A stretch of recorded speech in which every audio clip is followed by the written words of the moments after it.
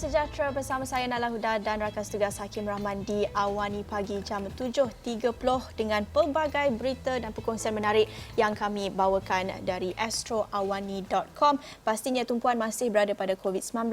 Apa angka-angka terbaru yang kami nak kongsikan daripada sidang media ataupun kenyataan media harian oleh Kementerian Kesihatan, dan juga banyak lagi perkongsian berita dalam dan juga luar negara yang kami nak bawakan. Kita mulakan dengan COVID-19 dulu. Ada perkembangan terbarunya semalam di mana kita mencatatkan 18 kes baharu, 10 yang pulih dan tiada kematian.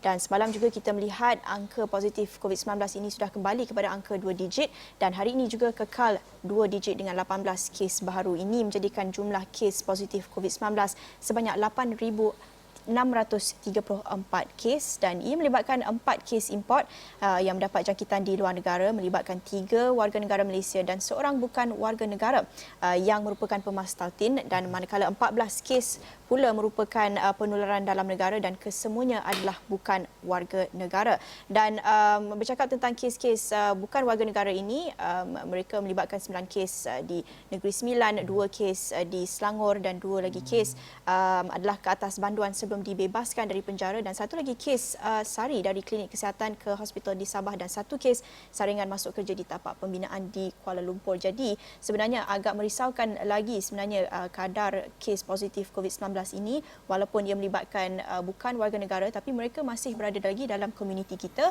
Risiko jangkitan itu masih lagi ada kerana mereka juga kebanyakannya pekerja di barisan hadapan. Mereka ada risiko untuk menjangkiti warga negara Malaysia itu, jadi masih lagi perlu berjaga-jaga ketika kita berada di luar. Baik, itu jumlah data dan juga statistik angka jangkitan COVID-19 di Malaysia. Tetapi di seluruh dunia pula, kita lihat bahawa angka COVID-19 ini ataupun kes jangkitannya telah mencecah 10 juta kes dan angka korbannya pula telah melepasi 500,000. Ini data yang diperoleh daripada Johns Hopkins University yang mendapati bahawa 10 juta kes ini yang terbaru setakat pagi ini Isnin, dan negara ataupun benua yang paling banyak menyumbang kepada angka sehingga 10 juta ini adalah yang pertamanya Amerika Syarikat dan juga Eropah. Kalau di Amerika Syarikat saja ada 2.5 juta kes jangkitan dengan 125,000 kes kematian dilaporkan, dan kes baru ini menunjukkan peningkatan pada kadar 1 ke 2% sejak minggu lalu, dan ini sebahagian besar negara kini menjalankan saringan ke atas pesakit yang menunjukkan simptom ataupun kes kritikal. Dan kalau kita lihat angka ini akhirnya mencapai 10 juta, angka yang begitu hampir dengan casualty ataupun mangsa ketika Perang Dunia Pertama, ada 40 juta, Perang Dunia Kedua ada lebih kurang dalam 20 juta, dan angka ini tak mustahil kita cecah. Ini bukan satu membanggakan kerana kita juga dalam situasi perang, tapi perang berhadapan dengan musuh yang tidak kita lihat. Oleh itu, walaupun angka di Malaysia menunjukkan penurunan, menunjukkan data yang semakin positif, tetapi kita tidak boleh terus leka dan ataupun alfa dalam kita berada ketika fasa PKP pemulihan ini. Ya, dan selain daripada Amerika Syarikat, sekarang negara yang agak membimbangkan kalau dilihat kepada tercetusnya pandemik COVID-19 ini yang melanda di negara adalah di Brazil. Sekarang kedua tertinggi kes jangkitannya di seluruh dunia, dan kita seperti apa yang Hakim kata tadi, kita tak boleh leka kerana kita juga melihat kepada pembukaan semula sempadan.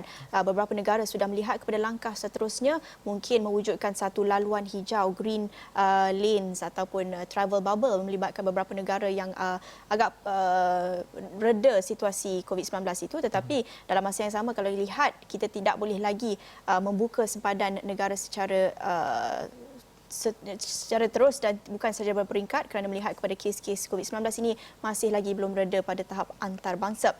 Selain itu, kita nak bawakan perkembangan mengenai PKPP ini. Kita memasuki fasa pemulihan dan kita lihat lebih banyak aktiviti ekonomi dan aktiviti sosial yang dibenarkan dibuka semula. Lagi-lagi menjelang 1 Julai ini lebih banyak premis perniagaan dibenarkan, dan ini satu peringatan buat majikan di luar sana. Majikan diingat pastikan SOP dipatuhi dan cegah penularan dalam kalangan warga asing.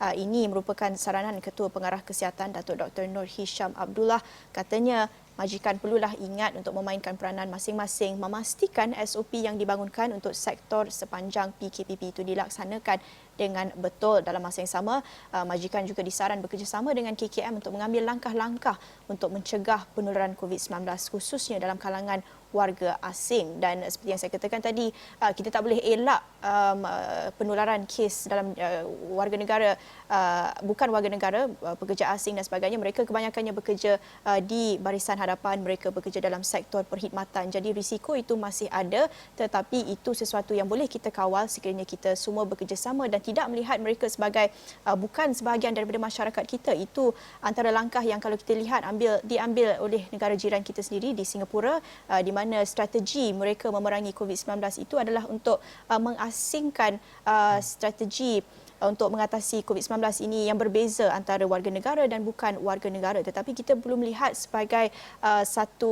melihat kepada satu strategi yang lebih holistik, yang lebih inklusif terhadap semua pihak, kerana itu akan mendatangkan risiko kepada warga negara Malaysia kita sendiri. Jadi ini adalah saranan yang amat penting diketengahkan oleh KKM. Kalau kita lihat sehingga Sabtu ini ada 60,298 individu warga negara asing sudah pun disaring dan 2,575 kes dikesan positif COVID-19. Walaupun angka ini tidaklah orang kata apa, bukanlah separuh ataupun angka yang besar daripada jumlah keseluruhan lebih 8,000 kes di Malaysia, tetapi mereka ini, warga asing ini adalah golongan yang berisiko kerana beberapa faktor. Antaranya satu, di lokasi tempat tinggal kita, warga Malaysia mempunyai privilege, kelebihan tinggal di kediaman yang mungkin selesa dengan ruang yang secukupnya untuk mengamalkan penjarakan sosial.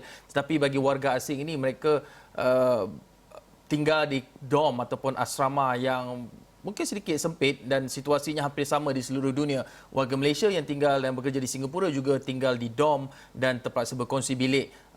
Mungkin saiz bilik utama kita seperti normal kita, bilik utama kita di Malaysia ini, tapi perlu kongsi dengan 4 hingga 8 orang. Itu situasi yang menyukarkan mereka untuk mengamalkan penjarakan sosial ataupun mematuhi garis panduan dan juga SOP yang ditetapkan. Tapi apapun, kita harapkan ketika kita berperang dengan COVID-19 ini tidak wujud rasa bimbang ataupun stigma terhadap warga asing yang sebenarnya membantu menyumbang kepada pembangunan negara kita ini. Naila. Ya, dan selain daripada itu, ini satu perkongsian yang agak menarik kita nak kongsikan. Kalau kita lihat bagaimana agaknya budaya kita, mungkin rutin seharian kita mungkin berubah sejak pelaksanaan PKP ini dengan pandemik COVID-19. Banyak yang kita perlu adaptasi kepada normal baharu. Salah satu contohnya, budaya makan kita pun banyak berubah daripada ramai yang suka makan di luar ini terpaksa bergantung kepada penghantaran makanan ke rumah dan sebagainya. Ini perkongsian daripada Data Asia, kesediaan rakyat Malaysia, satu kajian terbaru yang mengatakan majoriti rakyat Malaysia ini dilihat tidak akan bertoleransi terhadap penularan pandemik COVID-19. Itu tinjauan yang dilakukan firma kajian itu yang katanya melibatkan 1,200 responden itu menunjukkan rakyat Malaysia lebih berhati-hati sebelum merancang atau melakukan sebarang aktiviti. Dan satu dapatan mereka yang agak menarik juga adalah mengenai budaya makan mereka, ya. Katanya ini yang kami dapatkan daripada kajian itu mengambil contoh yang mudah seperti keinginan untuk makan di luar. Mereka ditanya adakah mereka bersedia untuk makan di luar sekiranya kerajaan menamatkan semua larangan berkaitan aktiviti itu. Tetapi kajian itu menunjukkan sejak Mei lalu hanya 12% responden menyatakan kesediaan mereka untuk makan di luar, manakala 39% lagi sanggup menunggu lebih daripada sebulan untuk sebelum mereka bersedia sepenuhnya untuk menjamu selera di luar. Dan kalau kita lihat pada Jun pula, hanya 14% responden yang sedia untuk makan di luar atau peningkatan 2% daripada bulan Mei lalu. Dan trend yang hampir sama juga dipamerkan melibatkan aktiviti-aktiviti lain termasuk menggunakan pengangkutan awam, menghantar kereta untuk dicuci, senaman dan aktiviti di luar atau di gym, bersiar di taman rekreasi, pergi ke perkhidmatan kecantikan, perhimpunan majlis kecil-kecilan. Ini antara aktiviti-aktiviti yang disertakan dalam tinjauan itu oleh data, dan ini boleh membantu juga para peniaga dalam melakukan unjuran prospek apa agaknya pandangan pengguna consumer ketika ini. Tetapi ini mungkin satu kajian yang dijalankan awal sikit pada Mei lalu. Mungkin pandangan mereka sudah berubah. Kalau kita lihat tinjauan kita sendiri, saya kira ramai je yang berada di kedai makan dan restoran sekarang ni. Betul. Apapun ini memberikan beberapa perspektif ataupun sudut yang berbeza. Pertamanya, kajian ini kalau kita lihat tempoh masa kajian ini dilakukan ketika kita belum lagi memasuki fasa pemulihan PKPP. Ketika ini kita sudah memasuki fasa pemulihan, lebih banyak sektor dibuka, sosial, pendidikan, ekonomi, perniagaan semua sudah mulai dibuka. Dan kalau data ini ujian ataupun kajian ini dilakukan sekali lagi ketika tempoh PKPP, mungkin hasilnya berbeza. Tetapi apapun, ini juga menunjukkan bahawa tahap kesedaran rakyat negara kita untuk mengamalkan kebersihan, penjagaan kesihatan diri yang rapi ini berada pada kadar yang tinggi selain daripada ianya diterjemahkan melalui angka dan juga statistik jangkitan COVID-19.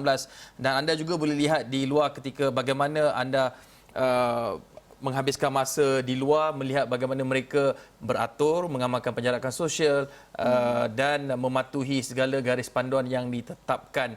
Tanpa orang kata apa, tanpa banyak kerenah, tanpa banyak songai, kerana memahami kalau dulu kita nak beratur sekejap, ambil suhu, tulis nama ni, rasa macam itu ianya sesuatu yang agak melecehkan, tetapi ianya sudah menjadi satu normal baru ketika kita sudah lebih 100 hari sebenarnya, hampir 4 bulan dalam tempoh normal baru ini ketika kita mula-mula sekali menjalani PKP itu pada 18 Mac lalu.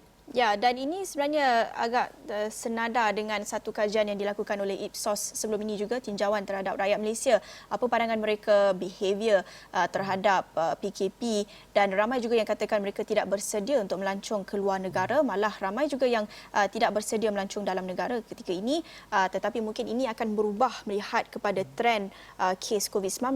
Kalau kita bezakan antara sekarang ini dengan tempoh sebelum ini pada bulan sebelum dan juga pada peak COVID-19 itu di negara kita, penularannya sangat berbeza, jumlah kes dan juga jumlah kematian juga. Jadi ini banyak impaknya, kesannya kepada apa pandangan rakyat Malaysia. Tetapi kalau kita lihat semakin rancak sebenarnya ekonomi, sektor ekonomi semakin banyak yang dibuka, pelancongan juga semakin rancak. Jadi ini satu langkah ataupun perkembangan yang diperlukan sebenarnya untuk kita sama-sama memulihkan ekonomi itu pasca PKP dan pandemik COVID-19 ini. Ya, tempoh PKP ataupun COVID-19 ini juga perlu digunakan untuk kita reset ataupun restart kembali sistem yang dirasakan tidak bersesuaian agar ianya lebih krisis di masa hadapan. Dan kita juga nak melihat kepada krisis ataupun kemalangan yang berulang. Ini kejadian yang berlaku di selatan tanah air, di Hospital Sultanah Aminah, di mana semalam tercetus satu kebakaran di Hospital Sultanah Aminah di Ward Perempuan 1 sekitar pukul 3 petang pada Ahad. Bagaimanapun, tiada kemalangan jiwa dilaporkan dalam kebakaran tersebut, dan pesakit yang dirawat ketika kejadian ada lebih kurang 50 pesakit, 52 pesakit, dan ada 24 pesakit berada di ward lokasi terbakar, dan semua pesakit berkenaan dipindahkan ke dua lokasi baru, iaitu di ward induk HSA pada pukul 4 petang. Bagaimanapun, sebelum ini, ketika kejadian ini mula berlaku, ada yang menularkan laporan tidak benar, berita palsu yang menyatakan bahawa terdapat 2 kematian dilaporkan berlaku, tetapi dakwaan itu tidak benar. Kerana ianya adalah setelah semakan dilakukan, Menteri Kesihatan menyatakan bahawa tiada kemalangan jiwa berlaku dalam kebakaran tersebut. Dan ini sebenarnya bukan kebakaran kali pertama melibatkan Hospital Sultanah Aminah, kerana kali pertama ia berlaku pada 2016 melibatkan kematian 6 orang pesakit. Tetapi ironinya, apabila ada yang mempersoalkan berkenaan dengan laporan siasatan punca kebakaran pada 2016, mereka juga disoal. Tapi apapun, kita harapkan punca kejadian kebakaran Hospital HSA yang terbaru ini dapat dikenal pasti dan tindakan untuk memastikan kejadian tidak berulang diambil. Ya, dan ini pastinya satu perkara yang perlu dititik beratkan apabila lagi-lagi kita berada dalam krisis kesihatan dalam satu pandemik. Ini pasti perlu meningkatkan lagi perhatian terhadap pentingnya sistem kesihatan negara kita, keselamatan institusi kesihatan itu, keselamatan pekerja di barisan hadapan yang tugas mereka adalah untuk merawat pesakit. Itu adalah satu benteng pertahanan yang paling penting ketika kita menghadapi krisis ini. Jadi lagi-lagi dengan berlakunya risiko keselamatan seperti ini, wajar kita semak semula dan lihat bagaimana agaknya tahap keselamatan di hospital-hospital dan juga di klinik kesihatan kita di negara kita ini. Dan banyak lagi perkongsian yang kami nak bawakan di Awani Pagi jam ini, tapi kita perlu berhenti rehat seketika, kembali selepas ini.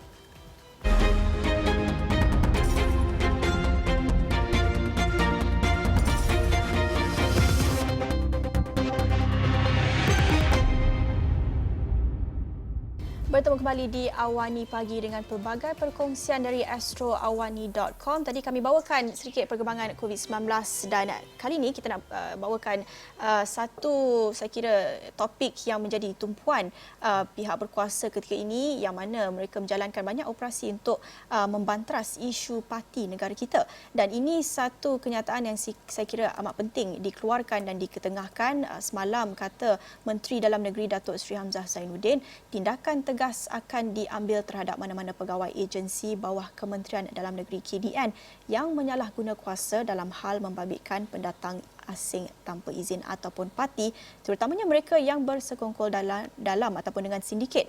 Katanya kalau ada anggota yang terlibat melakukan kesalahan membawa masuk pendatang asing tanpa izin atau warga luar tanpa dokumen, yang kita boleh anggap sebagai pemerdagangan manusia yang hanya beri kepentingan kepada sindiket semata-mata, ini semua kita akan ambil tindakan. Dan kalau kita lihat kajian atau tinjauan yang dilakukan sebelum ini oleh beberapa institusi antarabangsa ataupun organisasi pertubuhan antarabangsa, Amnesty International dan sebagainya, mereka mendapati kebanyakan ataupun banyak sebenarnya kes-kes pemerdagangan manusia ataupun pembawaan masuk parti ini ada melibatkan kes-kes rasuah dan kes salah guna kuasa dan sebagainya. Jadi kalau kita betul-betul ingin membantraskan isu parti itu, perlulah juga melihat kepada penguatkuasaan itu sendiri. Mungkin masalah itu isu pokoknya mungkin berpunca daripada itu juga.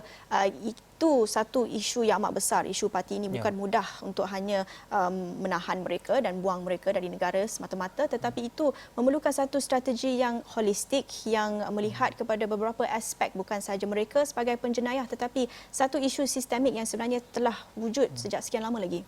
Betul, dan isu pendatang asing ataupun imigran ini sangat dekat di hati Naila, dan kalau kita lihat sebenarnya seperti yang dikatakan oleh Naila bahawa salah satu faktor adalah faktor penguatkuasaan, dan ini sudah ibarat menjadi rahsia terbuka di mana ada penguatkuasa yang didapati bersekongkol dengan sindiket untuk membawa masuk pendatang asing tanpa izin ini dengan mengaut keuntungan atas angin. Contohnya 2 minggu lepas ataupun dalam sejak baru-baru ini,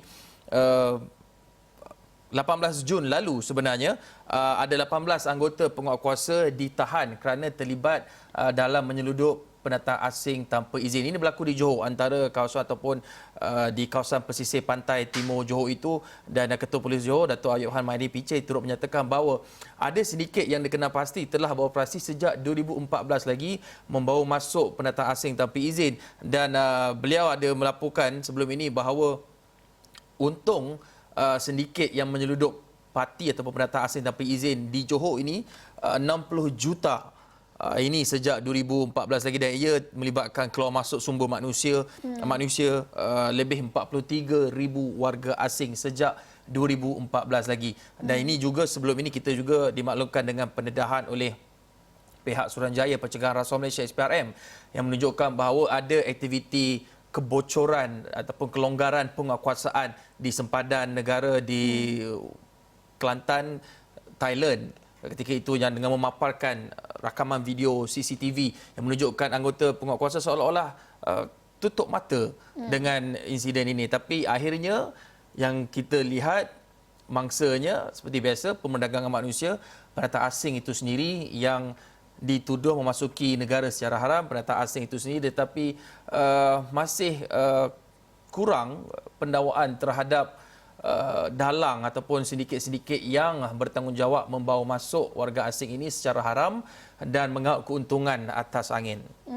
Dan mungkin isu seperti ini memerlukan keazaman yang baharu, dan dengan keazaman baharu itu mungkin memerlukan idea-idea baharu, idea-idea bernas yang mungkin perlu datang dari orang-orang baharu. Dan ini mungkin berkaitan sikit dengan berita yang kita nak bawakan, satu saranan yang dilontarkan oleh Ahli Parlimen Muar Syed Saddiq Syed Abdul Rahman. Katanya perlu lebih ramai belia dalam politik, bukan orang tua yang berebut kuasa. Itu kata-kata yang dikongsikan oleh Syed Saddiq Syed Abdul Rahman menerusi akaun Twitternya pada Ahad malam semalam.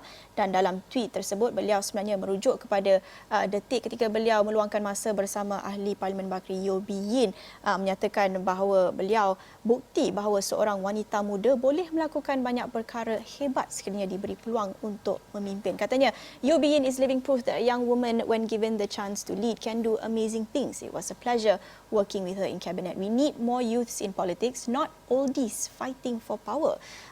Tidak tahulah siapa sebenarnya yang dirujuk sebagai oldies itu, tetapi kalau kita lihat memang politik negara kita dan kebanyakan institusi politik dunia sebenarnya yang didominasi oleh orang-orang yang lebih berusia. Jadi mungkin dengan percakapan tentang pembaharuan politik, dengan pembaharuan banyak perkara ketika pasca PKP ini, mungkin kita boleh lihat pembaharuan politik kita sendiri, mungkin untuk menaikkan lagi, mengangkat suara anak muda itu. Dengan ada juga parlimen digital yang kita menjangkakan minggu ini, satu inisiatif untuk mengadakan sidang parlimen, mock sidang parlimen secara maya dalam digital. Itu satu inisiatif yang kita jangkakan pada hujung minggu ini. Inisiatif yang digerakkan oleh belia, orang muda, yang menunjukkan bahawa orang muda ataupun belia sebenarnya boleh menerajui sebuah institusi jika mereka diberikan ruang dan peluang, dan kita tidak terlalu berpaut kepada patronage politik. Kebanyakan mereka yang dalam politik ini, saya tak pasti siapa yang Saddiq sebutkan, tapi melalui respon-respon reply balas, tweet balas daripada akaun Twitter saya Saddiq, ramai yang menyatakan Saddiq mungkin merujuk kepada pemimpin-pemimpin politik yang sudah puluhan tahun berada dalam arena politik tempatan, memberi gambaran, seolah-olah memberi gambaran bahawa sudah tiba masanya wajah baru, muka baru ataupun nafas segar dalam politik ini perlu diberi ruang untuk keharapan.